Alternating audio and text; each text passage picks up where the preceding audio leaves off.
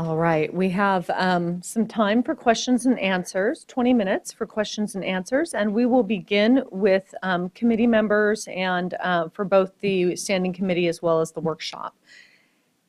So we had very quickly a hand up. That's all right. My question's for you, Ellen Marie. So you said that credentialing is not even on the radar at CMS, so this is sort of new content. And you also recommend the importance of getting the measure right, and you probably heard that that's an issue conceptually and operationally about what that right measure is. But I think one of the things you said is the issue of when you find something successful. So once, if a link is strong between credentialing and some of your areas of interest in particular, you talked about care coordination and outcomes for patients. If in fact a strong link is determined, and so the science is strong, you said if it's successful, CMS would scale and spread. So imagine that we had a successful model where we could determine the link between a credential and an outcome. What would success look like, and what would it take for CMS to make a determination to scale and spread it? So the scale and spread is generally when our actuaries look at the quality measures, they look to see if there's a cost savings. And then if you're going to scale and spread and put into regulations, so that's it, is to try to figure out if we've been able to determine that the intervention itself was successful. And that could also be cost neutral if we've improved quality. That's another area that we're able to identify. So that's the question about scale and spread. Who does it, I think, is another question that hasn't often come up. I mean, I know many of you have been in the room, have been involved with trying to have nurse practitioners be able to be one of those providers. And it was being able to demonstrate that the nurse practitioner and the evidence behind that was able to provide the job. So Independence at Home, that's a program where we have physicians and nurse practitioners are able to go in and provide care, primary care in the home of frail elders. And it was very clear that it was a nurse practitioner as well as a physician. And I think we've had that success with what a nurse practitioner is, what a midwife is, what they can get reimbursed for. But now we're moving away from just that individual provider. One of our recent regulations in Medicaid was the ability for states to be able to reimburse a non-licensed clinician to do some community health work. So there was an acknowledgement that there's another kind of provider out there that might be able to get reimbursed for some of the services that are moving forward. Any other questions from the committee? Jack? And from the audience, if you have any questions on a comment card, please just hold it up and somebody will grab it from you. I actually have a question for Patrick and Matthew, but I'm just going to throw a quick hand grenade into the CMS, which it goes back to actually the prior panel, which is all about data. And in my spare time, I've been sitting on National Quality Forum Committee looking at resource use measures, value linked to cost, and all the resource use measures we have are billing measures, which means any of the changes that you're seeing in the way care is delivered, who's doing it, are all coming from special data collection, not routine data collection. And that's expensive. It is not standardized. It is not widespread. So if we're really going to look at ways in which care is, the way in which care is being delivered and how that's changing with all these folks that have historically not been paid for, you've got to figure out some better data systems. So that's my hand grenade. We just along that point, though, there are data sets that we are also using, like, for example, the minimum data set, the MDS at nursing homes, which has more information about functional status and some quality. And one of the programs I'm doing with skilled nursing but less facilities. Information on who's actually delivering the That's care right. and what That's and right. that's what we're talking about when we're trying to measure the value of credentials.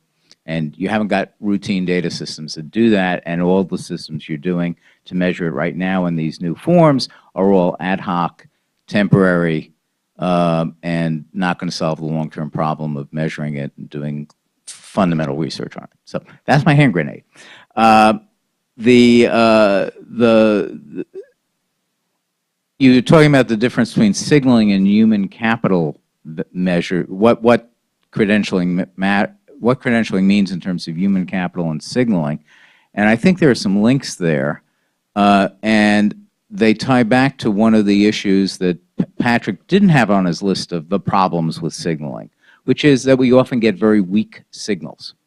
And sometimes we get a weak signal because the differentiation isn't very great. The difference between what somebody who's trained to get the credential, whether they get it or not, or the institution that has the credential, compared to an institution that is not eligible for it, truly not eligible, is not that great. And that's a weak signal because it's actually telling us there's not very much difference in the performance of the two individuals or systems. But the other issue is related that we get weak signals because lots of folks that are credentialable don't get the credential. And that's because they don't have the incentive to get the credential.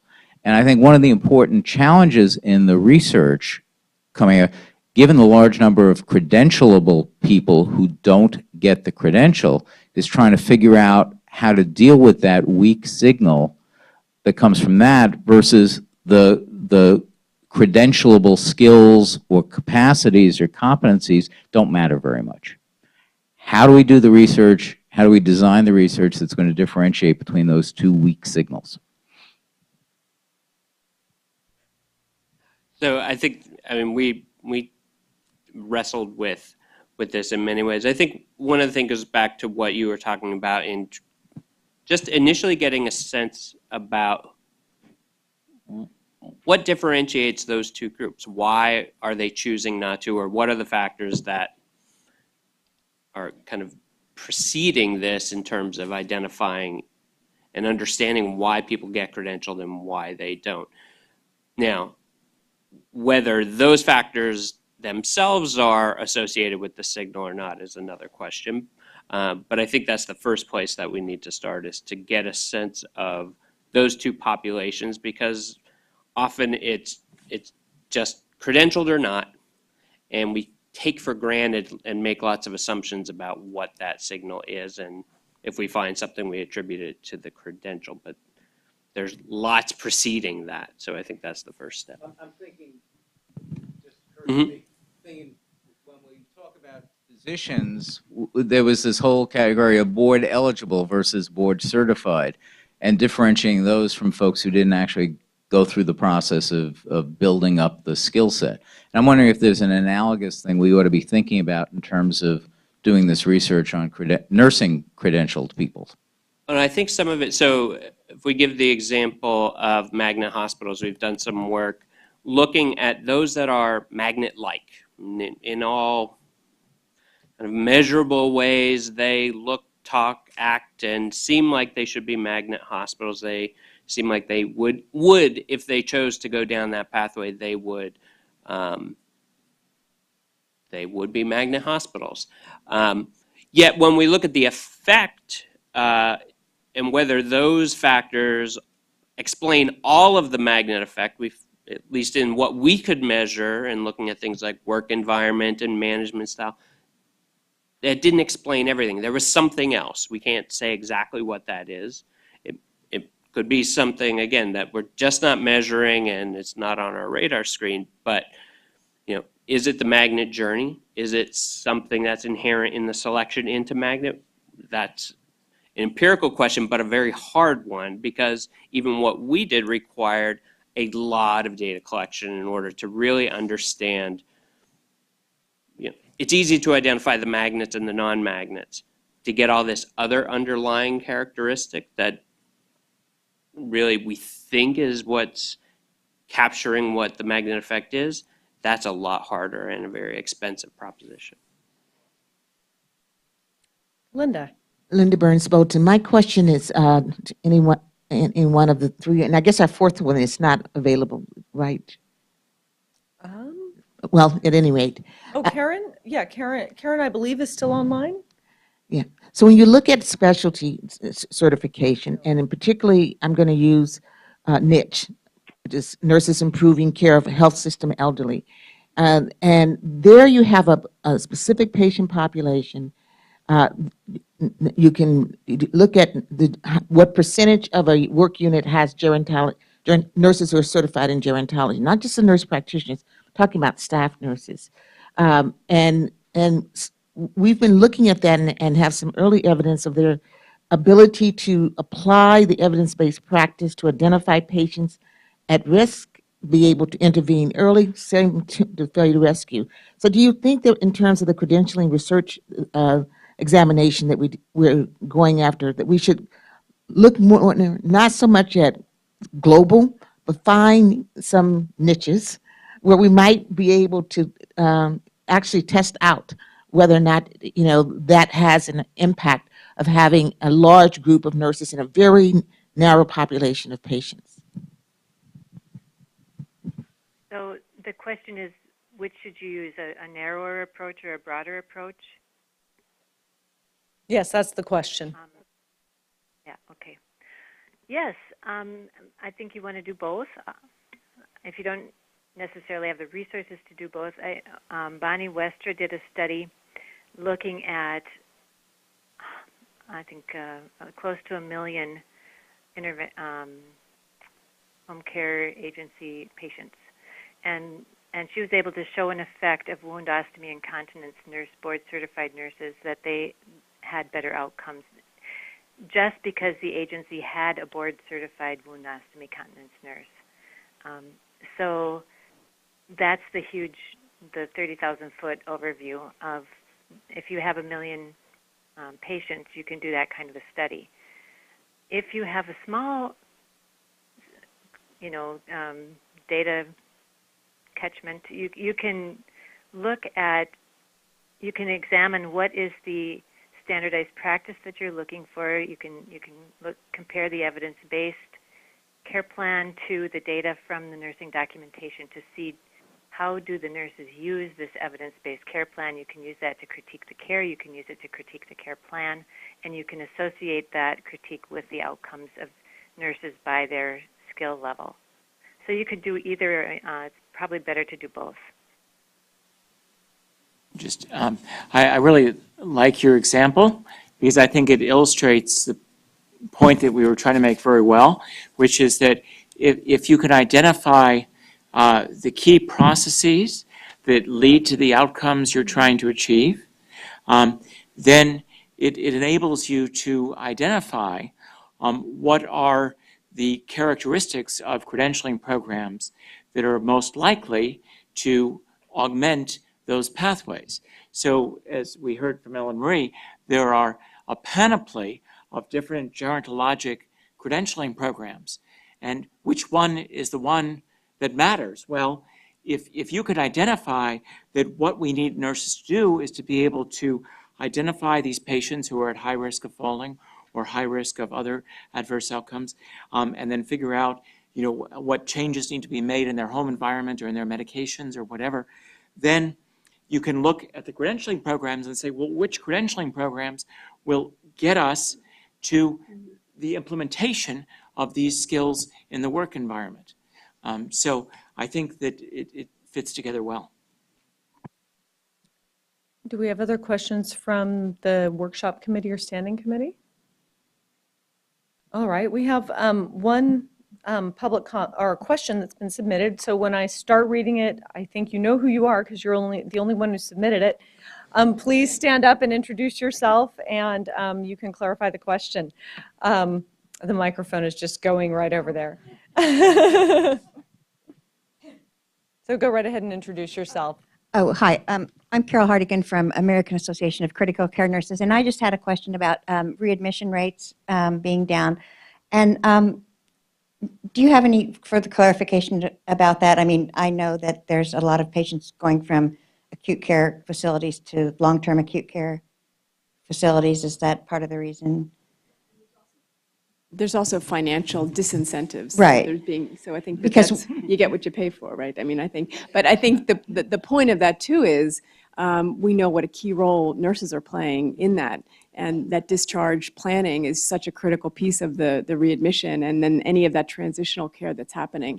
And so we see that, we know that there's a financial incentive involved, but how we made it happen, that's less clear. And I think who's doing it and the credential of that person that's doing it is something that I think would be a wonderful opportunity. our organization is just particularly concerned about the patients that are in the long-term acute care facilities, and or is it just moving beds? And what are the skills of the nurses in those LTACs, and what resources do they need? And we're interested in doing a job analysis of those nurses to see what resources they need. So Interesting. That's Yeah, what I don't know I the was answer to that. curious That's about it's an interesting point. Thank you. Do we have any other comment cards or questions? We have a hand over there. Run the microphone. So this is really a comment, I think. A lot of the work that Karen has been able to do is because they have structured coded data in their electronic record, because they've used standards. So, we do need to make sure that, particularly for nursing process, interventions, what are nurses doing? We need to know what they did to see if that had any impact on the outcome.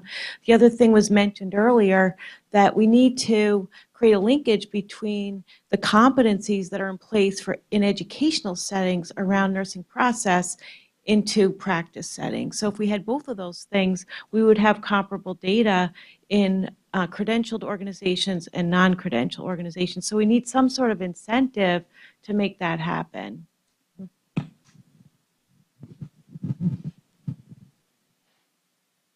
Any other questions? Can I respond to Absolutely. Jack's earlier question to a small degree? Obviously, this is an issue, that there are a lot of weak signals out there. And part of the reason why signals are weak is that many people who would be eligible and qualify for the credential choose not to pursue it, but they're providing the same quality of care as the people who do pursue it. Of course, with a large enough data set, you can still find weak signals, and weak signals are better than no signal. But there is a feedback loop to some extent, I think, in that when a signal becomes recognized as a useful or valuable signal, then obviously the incentives to pursue that credential become greater. So in my own field, in medicine, I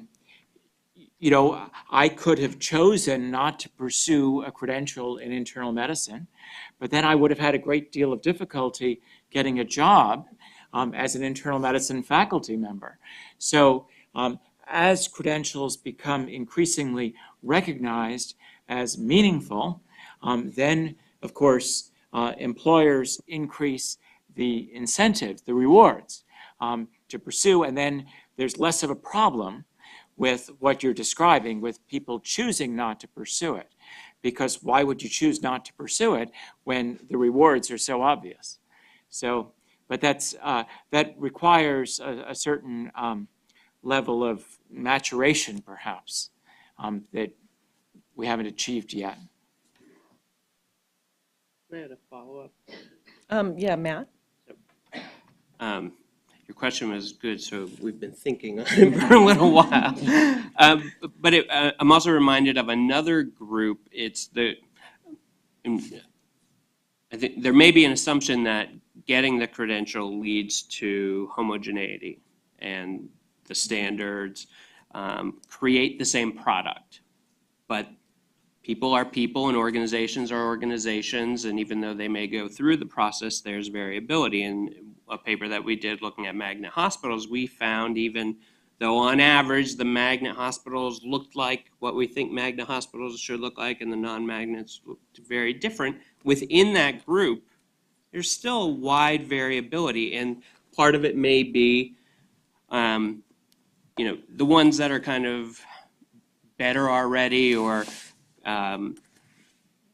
look like magnets to begin with, they're going through the process and it's very different. Whereas another one that is really benefiting from that journey, kind of coming a long way in terms of the overall improvement, that group may benefit even more. So there may be some differentiation even within the signal that we're seeing because we've got some heterogeneity within it.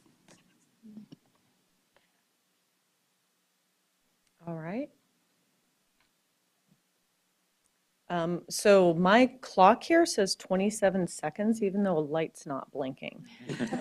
So I'm going to look to the staff here about, I'm getting a wrap it up hand signal. So I do believe it is time for us to thank this panel for their presentations.